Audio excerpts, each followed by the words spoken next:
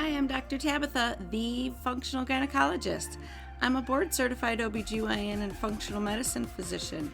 I've embraced the world of functional medicine and wellness through my own personal health journey, and I'm super excited to share my wisdom and unique perspective as it pertains to women's health.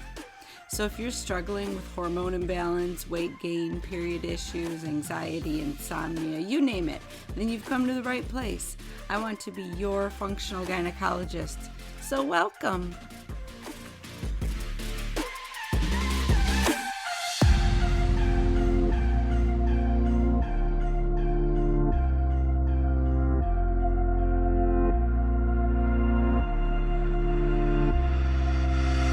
Hi ladies.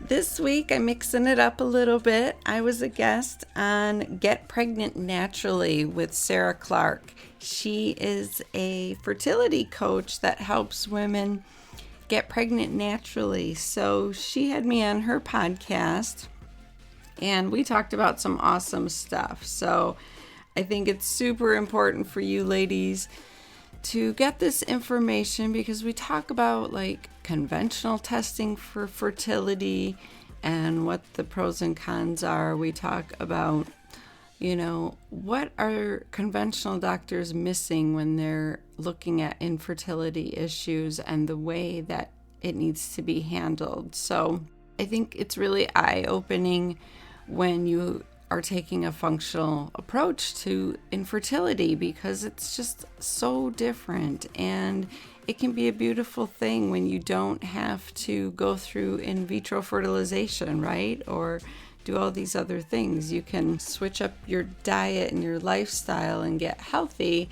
Sometimes it's your gut. Sometimes, it's the stress in your life. But I hope that you are interested in this episode. I found it to be really awesome, and that's why I'm sharing it with you. So please follow me on Facebook and Instagram at Dr. Tabitha, Tabatha, no I's, or check my website out, www.drtabitha.com, where you can book a consultation with me and see what I'm doing. I'm also doing a Renew You Sisterhood coming up here on October 25th. It's a 10-week comprehensive sisterhood program that helps you reclaim your health, gets rid of that stubborn weight, that brain fog, that tiredness. It's going to give you freedom from food. It's amazing. We do some intermittent fasting, but we are working on lifestyle changes that are maintainable and that you're going to keep for the long term. So it's not just some quick fix that you're going to regret 2 months later. And the amazing part is it's a sisterhood. So you're all connected, supporting one another. It's so beautiful. And I really hope that you'll be a part of it because it's life-changing, life-reclaiming. Okay, let's get on with the episode of me on Get Pregnant Naturally. Hey, Dr. Tabitha, excited to have you on the podcast. Thank you so much for having me. I'm excited for this conversation. Yeah, absolutely. Yeah, so can you share your journey of really how you came to do this work? I was just sharing with you beforehand when I read your bio. It was just so inspiring. It brought a tear to my eye, and I'm like, yeah, I'd love for you to share your journey as to how you came here. Oh, well, thank you. It was a long, crazy journey. I was kind of a rebel child. I didn't listen to authority. I did what I wanted. I didn't really have any interest in school. I just wanted to socialize and have fun. And I got into the wrong crowds and I made the wrong choices. And I ended up getting pregnant in high school in 11th grade. And I had to drop out after that to stay home and take care of her. So I didn't go my senior year. And I'd really never thought about my future because I was always living in the present moment. I was just a very spontaneous, fun person. And that was a big reality check. And what was a bigger reality check was how I was treated as a pregnant woman, or I guess I was still a child myself, but I was on Medicaid and food stamps, and I was definitely treated differently. I was talked down to. I wasn't Nothing was explained to me. I wasn't given options. I had no voice, no choice in the matter. Things just happened to me. And I had a really traumatic labor and delivery experience that scarred me. And I came out of that with open eyes, like, oh my gosh, there's probably more girls in the world who are treated the way I have been treated, and it's not cool. It's not okay. Somebody needs to stand up for us. And that's when I started thinking about how could I be a voice for women like myself and help them through those times. And I realized, oh, I need to be a doctor. I need to take care of women and talk to them and have conversations with them and give them a choice in their health care and help them understand things and respect them. And so that led me down this long, painful journey to finding my purpose of taking care of women, and I've just committed my life to it. So I went back, I got my GED, I went to a community college, and I kicked butt for 2 years and got a 4.0, and then I got scholarships, and I transferred to Michigan State University, and that led to the long, arduous path of becoming a physician. It was definitely one of the most grueling and painful things I've ever done. I don't regret it for a minute, but it was not healthy for my own self, mentally or physically. It destroyed me. And I lasted about 10 years after residency being an obstetrician and gynecologist, but I got to the point where it broke me down and I could no longer function. I actually had a back injury, and I had to do the unthinkable and take 4 months off of practice, have back surgery, which didn't help, and I had to figure out how to heal myself. So I found the world of functional medicine, and I healed myself after conventional medicine failed me. And that was another eye-opening moment, like, wow, there's so many tools in the world that I could use to help heal my patients, and I didn't know anything about them. And so now I've been on another journey to just gain as much knowledge that I can and just really embrace the world of wellness as opposed to the sick care that I was doing before. And so now I take care of women with conventional medicine and functional medicine. Yeah, I love that. And it is interesting where we sometimes have to have our own dark night of the soul kind of thing where we Yeah. all, and then we're like, wait a minute, we discover this functional side of things, and then you can never look back. And it sounds like that's kind of similar to you and yours. Yeah, definitely, as you're saying, through going through medical school, very grueling and brutal, and then yeah, years later discovering the functional side of things, which I think is, to me, very empowering, the functional side of things. Yeah, exactly. So, Hmm. And so today, let's just want to take some general questions kind of around, the a functional approach to gynecology. So that's what you do. So, but first of all, I wanted to start off with some of the conventional testing for fertility, and if you could talk about some of the basics. If someone comes to you and they've been trying for a year and they're under 35 or over 35 in less than 6 months. sure. So, yeah, I was trained, as a conventional OBGYN that there's a differentiator between women who are less than 35 and those who are over 35 because your ovarian reserve starts to go down. So, the definition of infertility was you've been trying to get pregnant for a year if you're less than 35 and you've been unsuccessful, or 6 months if you're over 35. So that would give us the green light to go ahead and start investigating. And it was traditionally like you're going to think of possible factors of the uterus, the ovaries, the hormones, and the pelvis. So that it was very much geared toward, your gynecological issues. There wasn't a lot of thought or concern regarding any other systems or lifestyle or anything like that. So it's, standard to do cycle day 3 labs and then check a progesterone on cycle day 21. So on day 3, we wanted to see what your FSH, or your follicle stimulating hormone, looked like. That's kind of the hormone coming out of your brain, talking to your ovaries and saying, hey, it's time to ovulate. And so you want that level to be low. That level is what gets high in menopause. And then you want your estrogen to be a good amount, but not too high, because that indicates that maybe your follicles are maturing too quickly and not releasing an egg. So we do those, and then day 21, you want your progesterone up there. 3 to 5 is a decent number, and that would indicate that you ovulated, and the leftover cyst is making progesterone to support a possible pregnancy. So we do those labs, and then we usually start with a pelvic ultrasound, where we look at the ovaries and the uterus to see, is there anything obvious like cysts on the ovaries or fibroids in the uterus.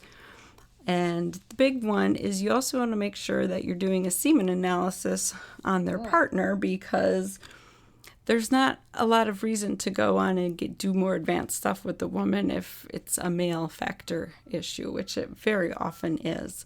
So I will tell you that men are hesitant to do this quite often.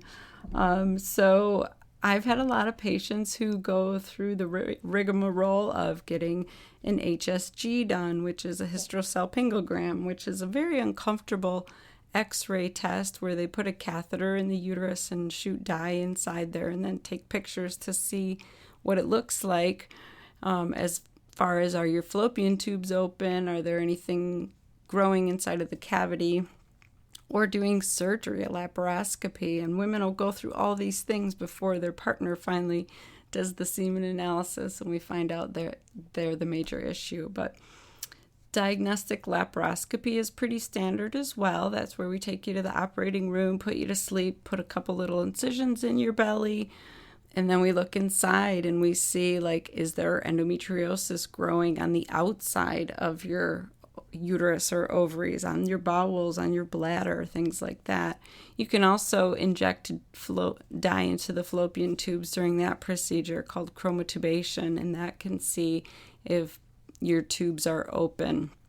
And oftentimes, I'll tell you, having done that procedure, women will have blocked fallopian tubes and that will open them. So oftentimes just doing that procedure is enough to help them get pregnant. But that's pretty much the basic workup.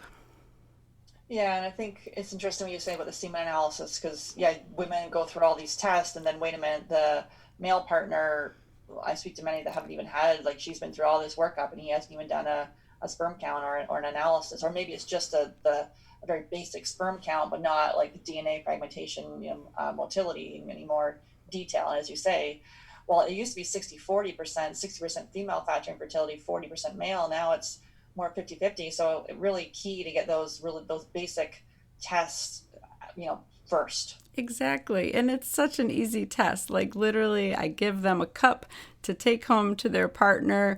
They masturbate and ejaculate into the cup. They bring it back into the lab within an hour, keeping it warm. And it doesn't have to be embarrassing. They can do it at home. It's not a big deal. It's so much less than going through surgery or these invasive procedures. Mm-hmm, mm-hmm, absolutely. And so what are you seeing, or what are some tests or questions do you wish that were asked during an appointment with your gynecologist for fertility? So I will say, this is what I learned in functional medicine. It's all connected. So you need to ask about the patient's diet and lifestyle. How are their stress levels? How are they functioning through the day? Are they sleeping? These things impact your fertility. And if you are seeing a physician who's not addressing these issues, then you're probably not going to get the success that you are looking for, or less likely to, that's for sure. That's what I've seen. I've been so much more successful getting my patients pregnant now that we tackle their diet and decrease their inflammation, and we manage their stress and get their cortisol levels down, and we get their vitamin and nutrient status up to par, and we get them sleeping, we manage their subclinical hypothyroidism or their autoimmune issues, like all of that stuff will make you so much more successful.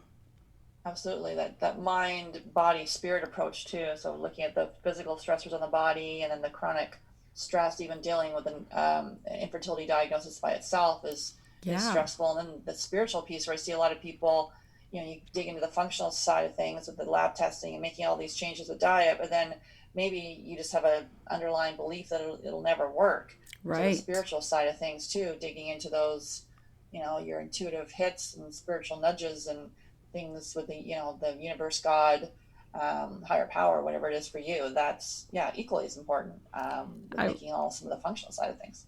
Yeah, I would say that it's super common, unfortunately, in conventional gynecology for miscarriages to be downplayed because they're so common that, a typical scenario would be a patient calls the office and says, I missed my period. I think I'm pregnant. The physician orders, HCG levels, progesterone levels. We watch them go up or down.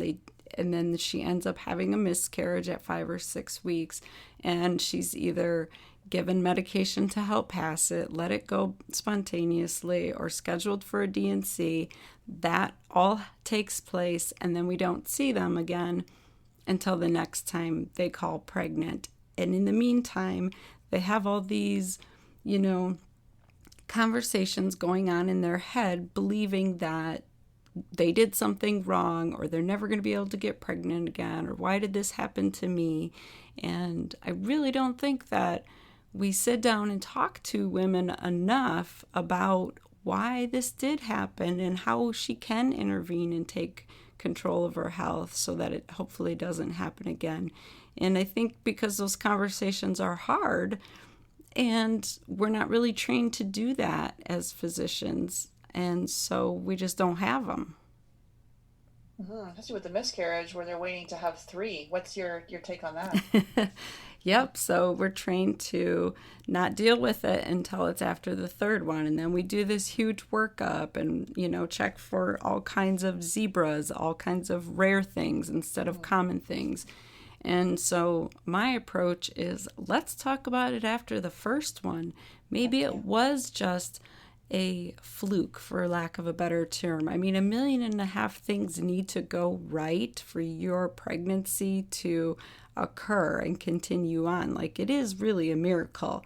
But there are certain things that you can do to optimize that. And to not discuss that after the first miscarriage is doing that patient a huge disservice. So often I realize that these women are just, very busy, super stressed out. Then they're stressed out about trying to get pregnant.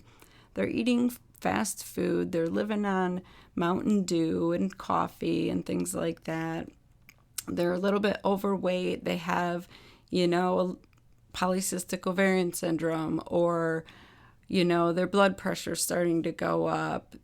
Things are trending in the wrong direction and nobody's dealing with it because they don't have an outright diagnosis that needs a medication yet.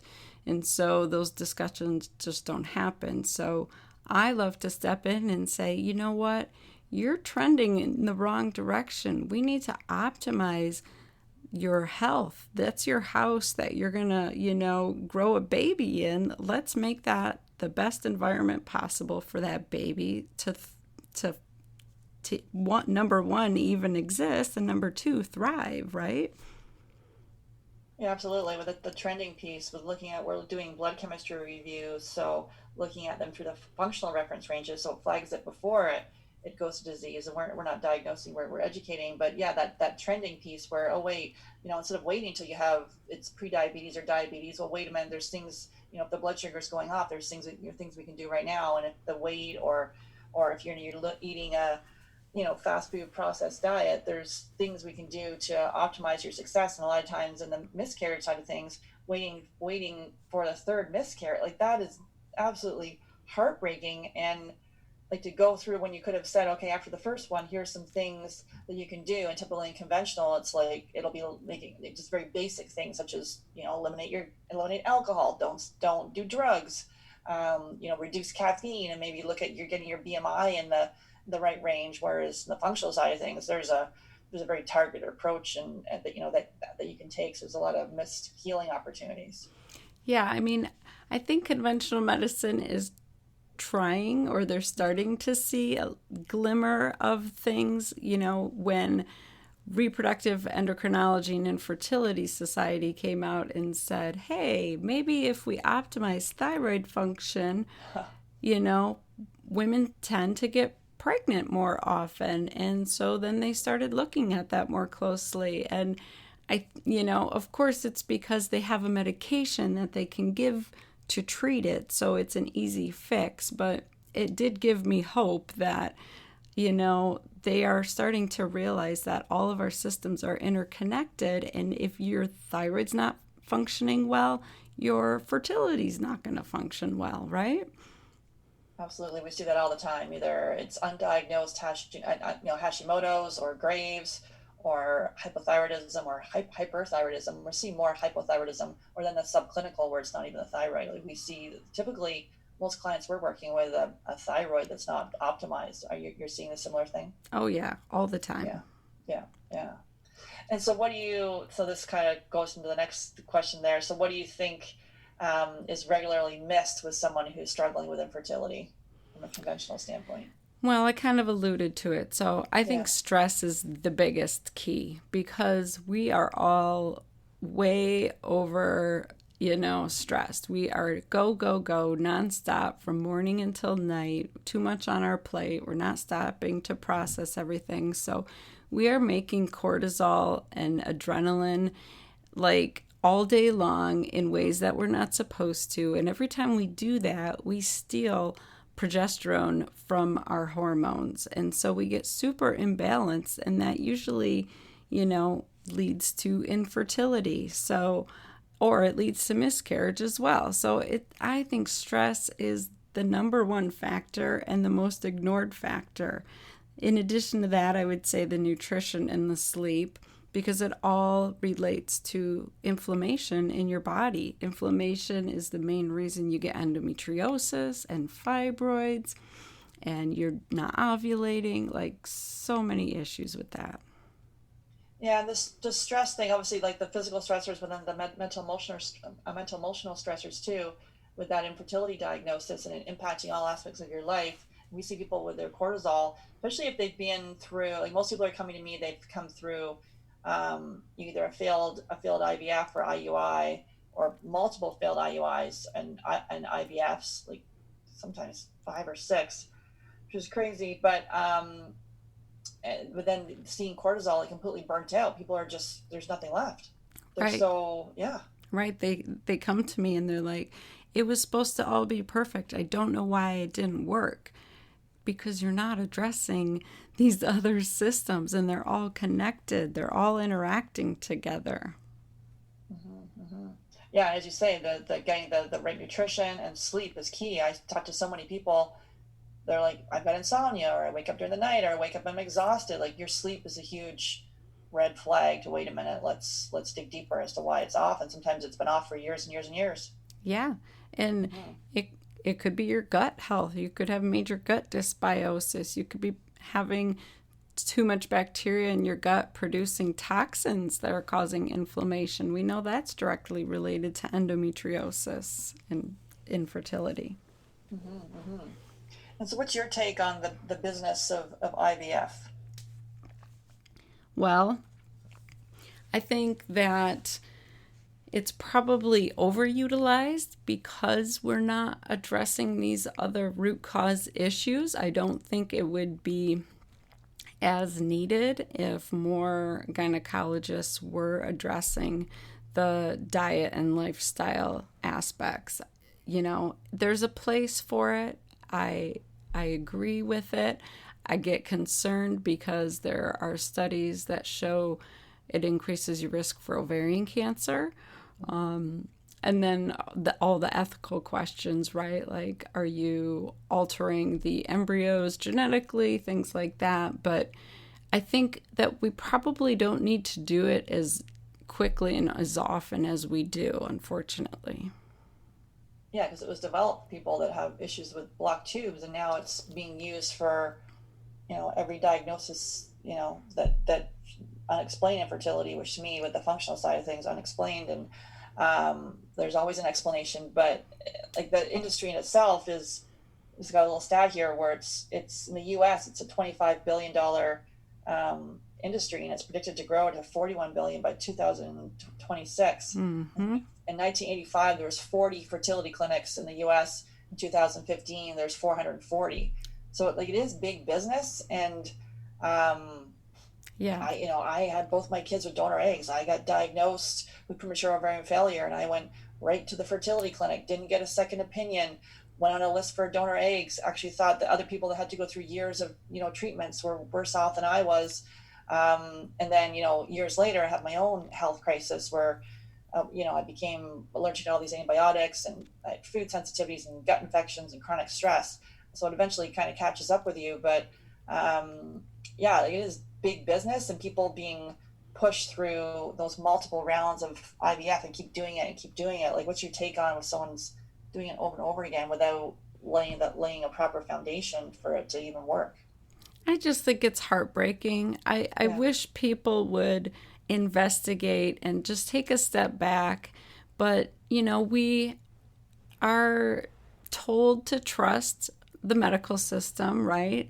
And they they're supposed to have all the answers for us. And unfortunately, it's an answer, but it's not the root cause answer. It's just kind of a band-aid. And so many people get stuck in the system and don't realize there's another way. I will tell you, I didn't realize there was another way because being a physician in the system, I was so busy and so entrenched and exhausted that I wasn't researching and looking outside of what I had already learned and trained to do. Why would I? Why would I even consider that there would be something else if it hadn't already been, that I hadn't been exposed to it, right? So the idea for patients to not trust their physicians and go out and look for other explanations, I don't blame them. I don't, Mm-hmm. but I want them to do that. That's, why I started my podcast, The Functional Gynecologist, because I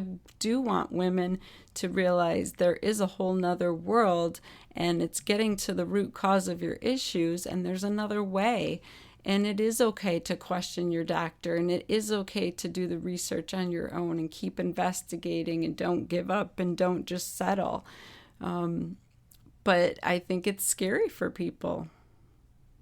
Absolutely, especially when you have a trained person, a smart person saying, "Oh, this is the only way you can do it," or "It'll never work for you doing it this way," or you have a very low percent chance of it working, and Yeah. that well-meaning advice, or maybe not well-meaning, this is what they're trained in. They don't. If a physician is not trained in the functional approach, they don't know how powerful diet and lifestyle changes are. But that gets embedded in someone's consciousness, and they can't even shake it because it's like, wait a minute, this person over here told me it's not going to work. Exactly. I mean, I have cancer patients whose oncologists tell them it does not matter what you eat.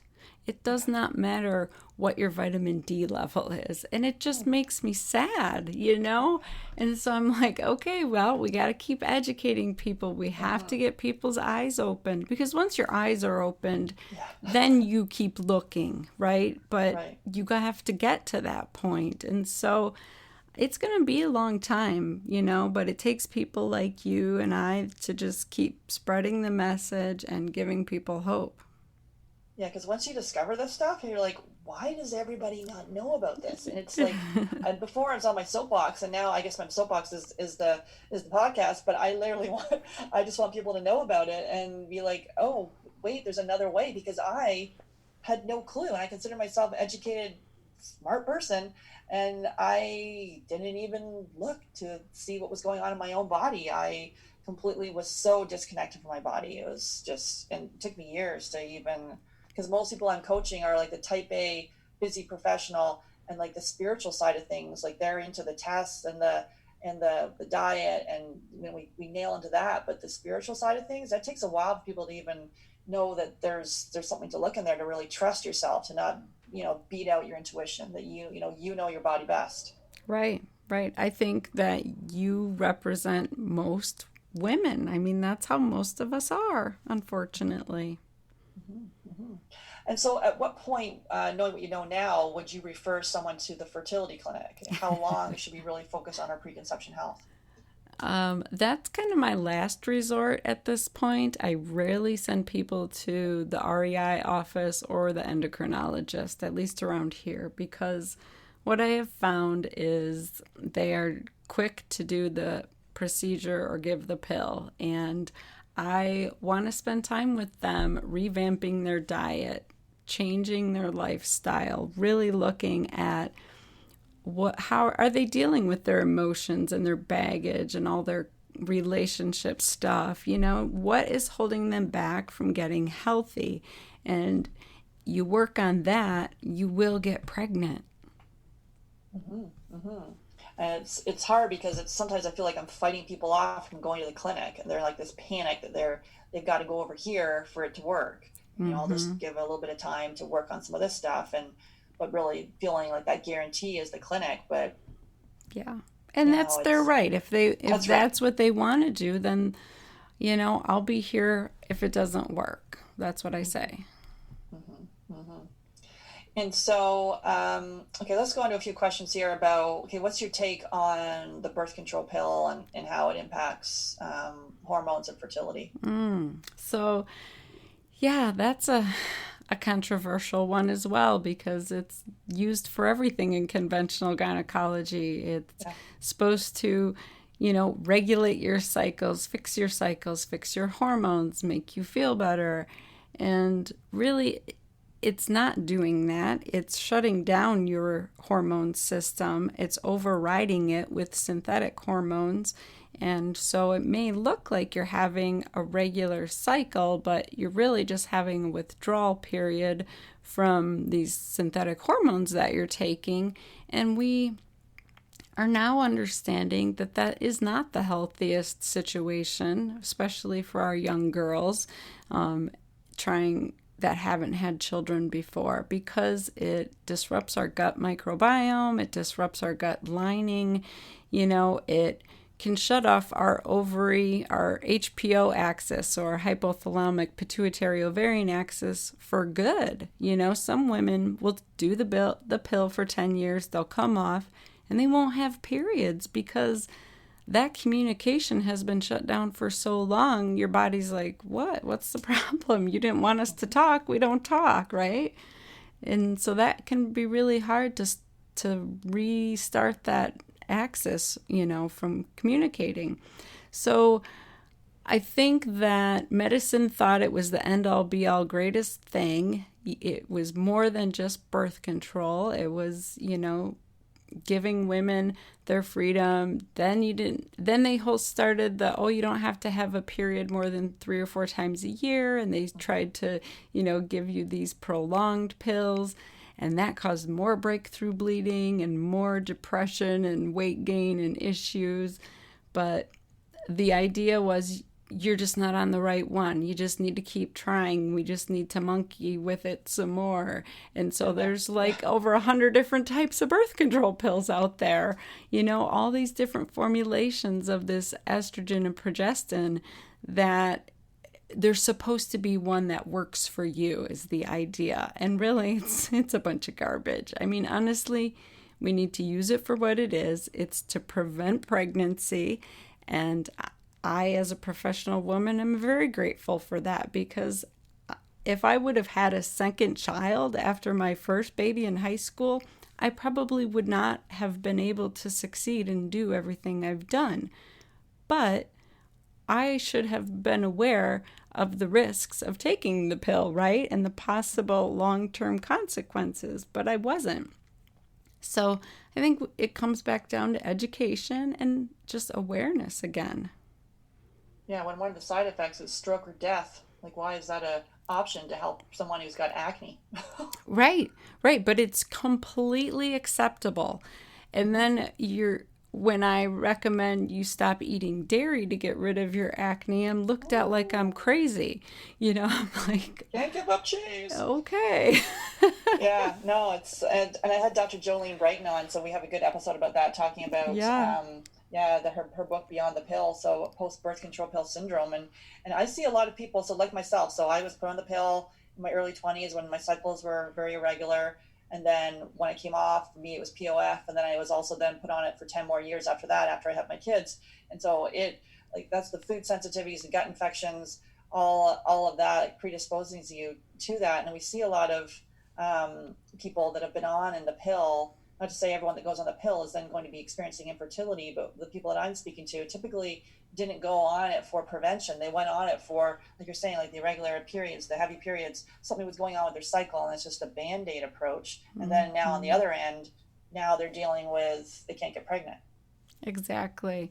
I mean, I just had a nurse practitioner ask me yesterday about a patient who's 36 years old. She's kind of an uncommon situation. She's 36. She's not sexually active. She doesn't plan to be or have any children, but she's been having heavy periods for 6 months. And so the approach was, should I just start her on birth control pills or should I get an ultrasound first? And I'm like, she's not sexually active? Like, birth control pills are not the answer. I mean, you can offer that to her, but you need to have an honest discussion. Like, this is not really what they're for. We use it for this because it's a good band aid and it will lighten up your periods, but it's not going to get to the root cause of why you have estrogen excess, which is most likely your obesity and your stressed out lifestyle and your poor diet, right? So that's where I still struggle, is because, trying to work with my conventional colleagues on things and them not understanding this, it's just like, okay, time to educate some more, right? Yeah, the conventional side where it's a pill for an ill Yeah. in this case. Yeah, Yeah, because absolutely. it's a quick, easy fix, but then you're just adding 10 new problems, and it Yeah, guarantees that you're always going to have a patient come into your office, right? true, I don't true. think Yeah. that's the intent. I think most No. people become physicians because they care and they do want to help people. But I think there's something deeper within the medical system that keeps people sick and really drives that, big pharma I issue. was going to say big pharma. Yeah. Yeah. And what's your take on someone who hasn't had a period in a year? Is that full menopause of a year, or like obviously there's amenorrhea, but like what's your take on with low AMH, high FSH, no period for a year? Well, it depends on their age. If they're over 45, I'm less likely to, think about anything other than just menopause. But if it came out of the blue, that's a little weird. If they're younger than that, you need to start investigating as to what's going on because it's often reversible. If you listen to Dr. Anna Kabeka, she reversed her Hmm. premature ovarian Yeah, failure and went on to have a baby. Like, I know. I'm it's having her on the complete, podcast in a couple yeah, weeks. it's totally doable. And so I think that we have this mentality, at least in the United States, that having a period is a big inconvenience and I don't really want it. So I get a lot of patients who are like, I can't wait to be done with this and be in menopause. I'm like, you are asking for the wrong thing, I promise you. That will age you in so many ways. And you should want to have a healthy period. That is an indicator, it's a vital sign of your good health and functioning body. And so we just need to change the dynamic around how we think about periods and how we train our daughters to think about it. I get so many moms bringing in their teenage daughters for birth control pills because they want to stop the period. They're in sports and they don't want to have the period. I'm like, how about we optimize the period so that you know when it's Yeah. coming and it's not heavy and crazy and painful, and you can manage it, because in the long term, it's going to be so much healthier for you. But that takes a lot of educating. It takes a lot of time to talk about, eating processed foods and sugar and all of those things. So teenagers traditionally have just wanted to hop on the pill, and I get it. It's an option, but it's not my first go-to like it was 10 years ago. Yeah, that's my daughter who's almost 19. And yeah, anyways, it's interesting kind of. I'm over here talking all this natural side of things and functional things, and then, she has to make her own decisions and goes on the pill. And it was interesting because I'm like, I can't control what she's going to do, but I'm just like sending her articles. I'm like, here you go, here you go. She's like, okay, I'm going off. But it's, she had acne, but she's done a lot of diet and lifestyle changes too for that. So there's just so Good. much pressure of, Yeah. even though she knows all this stuff, like she's known the diet piece for years and years, but so much pressure. She goes off to university and everyone's like, you better go on the pill. Like she had a doctor literally yelling at her, like, why are you going off the pill? I'm like, you don't let anybody talk to you that way.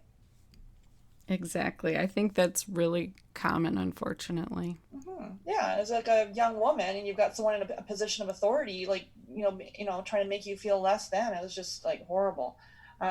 Just back to the period side of things. So if it's been, so you believe, so the period hasn't been for 2 or 3 years, and they're under 45, there's still things we can do to reverse. Yeah. Yeah, I've seen it happen. Yeah. Mm-hmm. Mm-hmm. And Okay, you did so yourself, right? You said well, that happened no, for I you? didn't. No. Oh, okay. No, I wasn't able. I didn't figure this out until I was 40. So like I went to POF at 28, and then I was Wow. on HRT and the pill for years, and then the period never came back.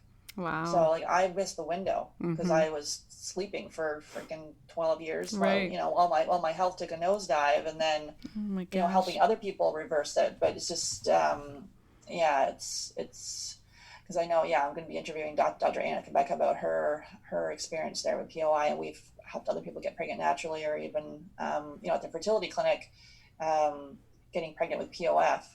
So, but yeah, I wasn't able to bring mine back, so it's been freaking years. Well, that's really awesome that you are on a mission to help other women. You didn't let that get you down and just turn bitter. You turned your pain into purpose, and you're doing Hmm. amazing work. That's awesome. Yeah. So thank you. And so what's your take on blood sugar and hormone balance? Oh my goodness, so important, especially if you have a diagnosis of polycystic ovarian syndrome, because really that's a metabolic syndrome, a metabolic issue of insulin resistance, and you're on your way to getting diabetes. But even if you don't have that diagnosis, cortisol and insulin and blood sugar play such a major role in those downstream sex hormones. So I like to say that sex hormones are just innocent bystanders. They're like just hanging out doing their thing.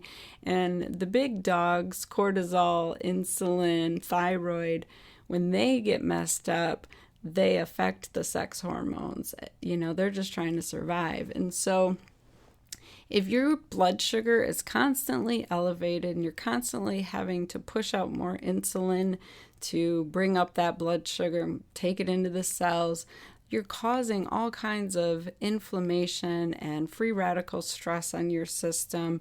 You are damaging things at the cellular level. I mean, we need to think about the fact that our body, all of these functions are microscopic cellular level functions. They're not like, just because your uterus and ovaries are big organs that you see, your fertility is microscopic that you don't see. And you need to make sure that the cells are not inflamed and that they're functioning well, right? So it really does make a difference if you have this chronic inflammation going on. So I like to tell women, cortisol, your stress hormone, every time you get stressed and you pump out cortisol, your body thinks you're either going to get in a fight or run away. And so it has to make sugar from your liver and pump it out into your bloodstream. And then you have to make insulin to go take care of it.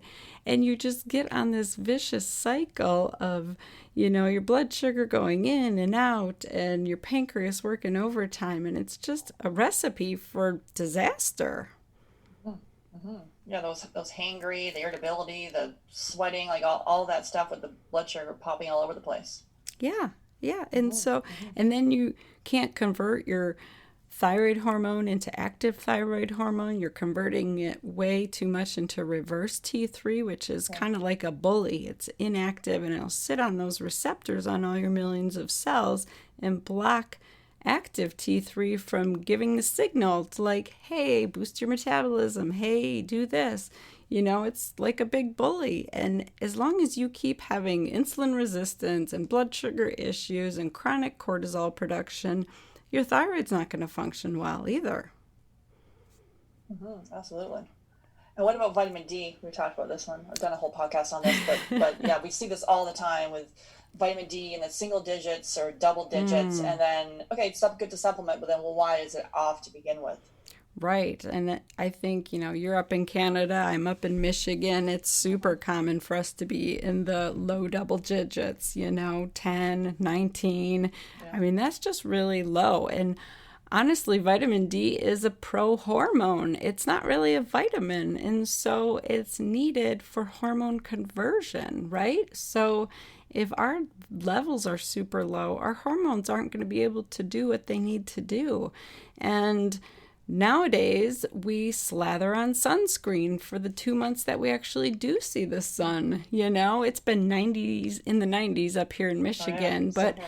everybody's covered in sunscreen, so they're not even making their own vitamin D. You know, I honestly have most patients on at least 5,000 IUs of D3 with K2 a day because that's what it takes to get them up to about 50. That's where I see you being able to function in an optimal range, 50 to 70. Some people say higher, but you know, conventional medicine says 30 is good enough. Yeah. Some literature even says 20. And I just think that, we're not trying to prevent active disease. We're trying to create optimal function. I'm not trying to prevent you from getting rickets. I'm trying to help you Mm-hmm. get pregnant. There's a huge Absolutely. difference. The Yeah. recommended daily allowance of vitamins and minerals is the bare minimum that's going to prevent you from getting an active disease. Do you want to live at that level or do you want to function optimally, right? Absolutely. I know. I think well I think the functional range is 60 to 80, but yeah, it's interesting how many people we see it so low. Yeah, and it Yeah. totally changes your insulin resistance and it's associated with fibroids and endometriosis. There's studies out there showing that IVF has a 35% success improvement rate when your vitamin D level is optimized. How can you ignore that? Yeah. Crazy. And so what's your take on sometimes with the conventional side of things, again, that's that band-aid approach and just instead of looking at the whole body, it's attacking the hormones. So looking at bioidentical hormones, typically with low AMH or POF or POI or DOR, it's the recommendation will be supplementing with DHEA, and also for other ones supplementing with progesterone. So what's your take on that? Well, I think that sometimes it's necessary. Sometimes you need to support those downstream systems when you're working on the upstream systems, right? So that women can feel better and get an easy win while they're doing the hard work. I think where people go wrong is they think the bioidentical hormone is the answer to everything, and then they still don't feel well, or they feel well for 6 months, and then they go back to how they were because it was just a band-aid. And so I think it's super important to do the diet and lifestyle. I sound like a broken record, but it's so true. You can take the supplement, but your body's still gonna steal it if you're, trying to make too much cortisol, or you can take the thyroid hormone, and if you're cells and receptors can't even bind to it and hear the signal, it's not really going to matter. Like, it's the same thing with sex hormones, with your progesterone and estrogen. So if you have like premature ovarian failure and you've literally healed your gut, you've done the emotional work, you're like got your priorities straight, you're eating a low inflammatory diet, and your ovaries still aren't back online, yeah, I would say I personally would take bioidentical hormones because you're going to age prematurely. You know, if you're in your 30s, you don't want your bones to start thinning all of a sudden. You don't want your heart health to go down, your brain, start having brain fog and thin skin and vaginal health. Don't even get me started on that. That's a whole nother podcast. Oh, yeah. So I think there is definitely a time and a place, and it also matters what type you're using. So you want to make sure you're using a natural progesterone that isn't going to, increase your risk of blood clot and stroke. And I would much rather use the transdermal approach for estradiol so that you're not converting so much of it to estrone, which is a more concerning estrogen metabolite. So, there's details inside of that require discussion for each individual. Absolutely. We've got a couple quick, well, not quick, but I'll try to make them quick, audience questions here. So Oh. one is about early ovulation. So ovulating before cycle day 10. What's your take on that one? Yeah, so maybe your estrogen's too high and your antral follicles are maturing too quickly. I would go back to the basics of trying to optimize your diet and lifestyle and see if you can get your stress dialed in. And, I don't see that very often, I'll be honest with you. Yeah, because it could be, yeah, as I say, the stress, or there could be hypothyroid issues. But yeah, the Mm-hmm. stress, the diet, um, and yeah, there may be estrogen dominance perhaps potentially there too. Yeah. Yeah. And then another question on increasing chances of pregnancy with diminished ovarian reserve in the early 40s. We kind of talked about some of that. What's your specific take on that? What's the question again? Oh, and increasing chances of pregnancy with diminished ovarian reserve. And so she's in her early 40s. Yeah, so we know that your chances go down significantly, and I would love to see like what your levels look like, your anti-Müllerian hormone, FSH, estradiol levels on day 3, that type of thing, so that we can see, do we just need to maximize what you got going on, or are we at a point where we're looking at premature ovarian failure? I say if you're still having cycles every month, that you should really try and work on that, because I think there's hope for you. But if your anti-Müllerian hormone is, like 0.3, I haven't seen that improve necessarily. I think, unfortunately, once your ovary reserve is that low, it's hard to get that back. Hmm. Yeah, we've helped people with 0.08, but yeah, not 0.3. Nice, nice. Yeah, yeah. And so what's a success story you'd like to share with us? Anything coming to mind? Oh my gosh, I just had a woman last month. She came to me earlier in the year. She was typical PCOS, overweight, having a couple periods a year, and she had done Clomid, I think 4 times, like 4 months in a row with no success. And she's like, okay, what do I need to do? We need to figure this out. And honestly, I made her do the elimination diet with my nutritionist. Hmm. So we really decreased her inflammation significantly. She had subclinical hypothyroidism with a Hashimoto's picture. Her Oh. TPO antibodies, I think, were 300 or something like that. And so I said, you need to stay away from gluten and dairy long term. And she ended up doing a food sensitivity test and realized that she was eating some healthy food that were also contributing to her inflammation. So I said, let's remove those for a good 6 months, let your immune system calm down. Maybe you can add it back in once your immune system's calmed down and your gut's healed and everything.